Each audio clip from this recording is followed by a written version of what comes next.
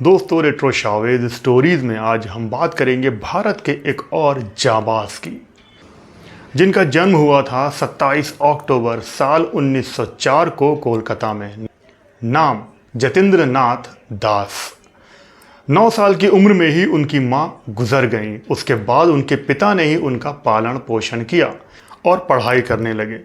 फिर जब गांधी जी का असहयोग आंदोलन शुरू हुआ, इस आंदोलन में जतेंद्र नाथ ने भी बढ़ चढ़कर हिस्सा लिया। उनकी इस गतिविधियों को देखकर अंग्रेजी सरकार ने उनको जेल में डाल दिया था।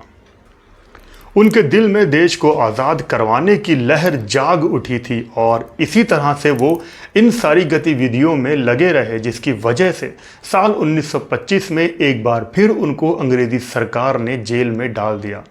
जब वो जेल में थे तब उन्होंने देखा कि भारतीय कैदियों के साथ अच्छा व्यवहार नहीं किया जाता। उनके साथ बहुत नीचता वाली हरकतें की जाती हैं, जिसकी वजह से उन्होंने आवाज़ उठाई और 20 दिन तक भूख हड़ताल पर रहे। तब जेल के एक अधिकारी ने जतेंद्र से ये हड़ताल तोड़ने के लिए कहा और माफ़ी भी मांगी। उसके बाद जतेंद्र नाथ को जेल से रिहा कर दिया गया। उसके बाद सचिंद्र नाथ सयाल के साथ जतेंद्र जुड़ गए और हिंदुस्तान रिपब्लिक एसोसिएशन की स्थापना की। सचिंद्र के साथ ही जतेंद्र ने बम बनाना भी सीखा और बम बनाने में जतेंद्र माहिर हो चुके थे। उन्हीं दिनों में भगत सिंह को भी एक ऐसे ही बम बनाने वाले इंसान की तलाश थी और तब जितेंद्र भगत सिंह के साथ जुड़ गए।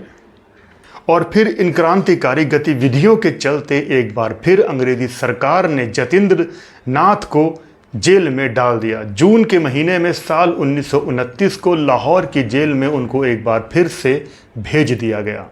लाहौर जेल में भी जतेंद्र ने देखा कि भारतीय कैदियों के साथ बहुत ही बुरा व्यवहार किया जाता है।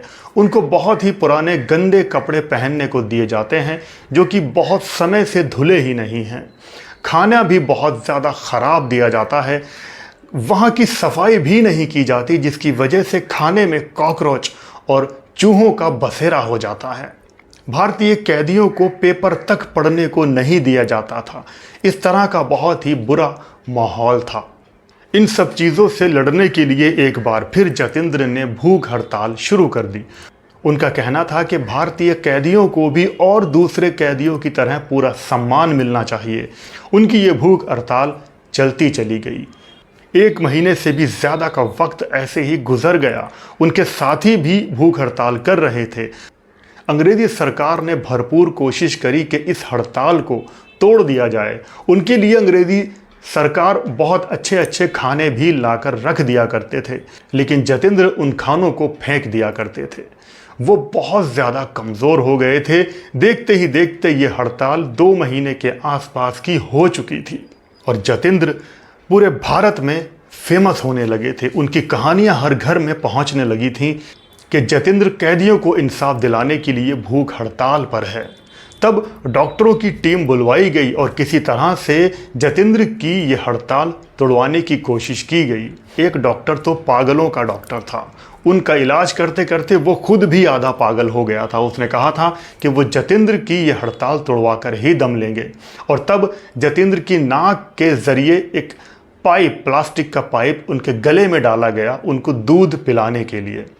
लेकिन जतेंद्र ने ऐसा नहीं होने दिया। फिर उनके दूसरे नाक के नथुने से वो पाइप अंदर डाला गया, वो पाइप उनके गले में आ गया। तब जतेंद्र ने अपने दांतों से उस पाइप को दबा लिया था, लेकिन किसी तरह से वो पाइप उनके गले में चला गया और उनके फेफड़ों में वो घुस गया, जिसकी वजह से दूध उनके फेफड़ों में चला गया और जतेंद्र कर्रा उठे थे। लेकिन भूख हड़ताल नहीं तोड़ी। अंग्रेजी सरकार की हर कोशिश नाकाम हो चुकी थी। अपने आखिरी दिनों में जतेंद्र बहुत ज़्यादा कमज़ोर हो गए थे। उनके फेफड़ों में इन्फेक्शन बहुत ज़्यादा बढ़ गया था। वो दवाई तक लेने से मना कर दिया करते थे। कितनी कोशिश करने के बाद भी उन्होंने ना तो दवाई ली, ना ही कुछ खाया। अपने आखिरी दिनों में उन्होंने अपने कुछ साथियों के साथ नजरुल इस्लाम, जो कि बहुत बड़े कवि रहे हैं, उनका एक गीत सुना था, बोलो वीर उन्नता मोमो। बोलो वीर बोलो उन्नत मोमो शीर, शीर नेहारी आमारी নত শির ওই শিখর হিমাদ্রি। और ये गीत सुनने के बाद वो अपनी कमज़ोर आवाज़ में अपने साथियों से बातें कर रहे थे। धीरे धीरे उनकी आवाज़ भी निकलना बंद हो चुकी थी। अब वो सिर्फ हाँ या ना में अपनी गर्दन हिलाकर जवाब दे दिया करते थे। उनकी बॉडी पूरी तरह से सूज चुकी थी। और फिर 13 सितंबर साल 1929 को महज 24 साल की उम्र में ये जांबाज दुनिया से रुखसत हो गया।